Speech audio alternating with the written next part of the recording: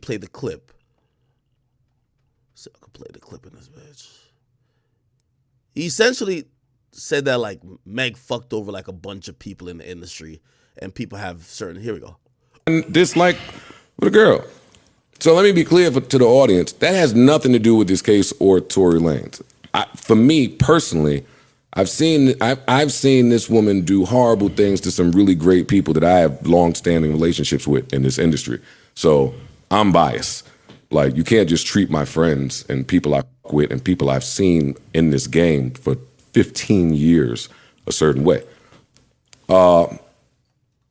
That aside, oh shit, my bad. Fuck. I stand in my dislike with a girl. So let me be clear to the audience. That has nothing to do with this case or Tory Lanez. For me personally, I've seen this woman do horrible things to some really great people that I have. Nani, thank you for the 5 gifted. Appreciate you. So I'm biased.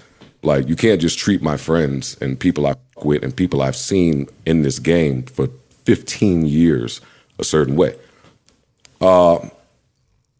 That aside, I'm talking about her and what she's chosen to do professionally.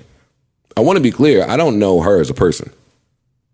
She could be amazing, but there's a lot to deal with when you sign, and a lot happens fast. I stand in my dislike. All right, okay.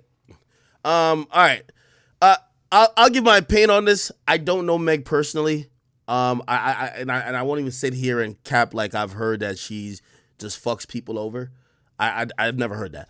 I did hear that she's doing what every other artist does in the sense of like what's going on with her in 1501. Bruh, anytime you take a chance on an artist, they feel like they owe you the world. As soon as they pop off, yeah, okay, you could eat off one project or whatever. Like 2 projects in, they thinking they made themselves. They're like, yo, you don't even do nothing. Like, I did all this on my own, so fuck you. Let me get out of this deal, right? And exactly, that's what she's kind of doing. Like, she's just trying to go sign to Roc Nation fully. She's bandwided them now. She's just trying to sign to them fully. But I can't say that that's a sign of a bad person. All artists do that. So I'm not going to, I'm going to keep it real no matter what. I haven't personally heard that. Now, granted, some of these other people who seem slighted by her, I don't know them. So maybe that's what Joe is talking about. So I don't really have anything to say, whether positive or against that for her. But yeah, if you speak on Meg, though, unfortunately, people just think that you're just like hate. As a man, you're just hating. And for me, the only thing I've ever heard about her is that, listen, they say Meg gets around a little, okay? And I won't put what context that's in. That's number one. And also, yeah, that's pretty much it. Like, I've heard some people say liar, but like I think most of the liar claims kind of comes from this is the center of it, because who else she lied to? Now, also the drinking stuff, which, by the way, I seen someone type in the chat, like, apparently she was telling like Nicki Minaj to go get an abortion or something like that.